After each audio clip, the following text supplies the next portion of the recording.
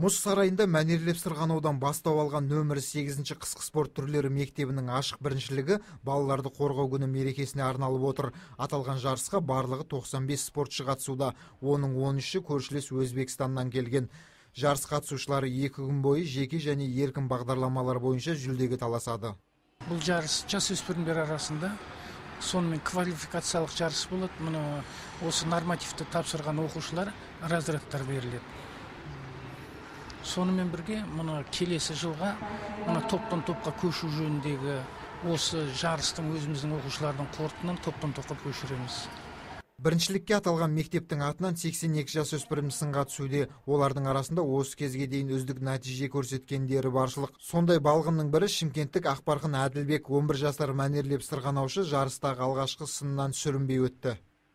Мен мәнерлеп сырғанауға 3 жылдай қатысып қалдым. Мен көп елге барып қайттым. Ол жақта көп орындар алып, медальға жеңістерге жеттім. Бүгін мен жарыста өзімді өнерлі және спортсмен сезініп, өнерімнің бәрін көрсетемін.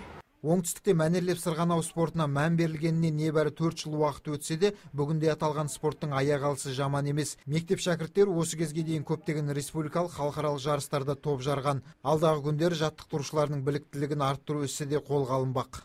Маусым айының 4 мен 7-сінің аралығында Алматы қаласында Денис Теннің мастер-классы болады. Содан кейін сол жерде жаттықтырушылар мен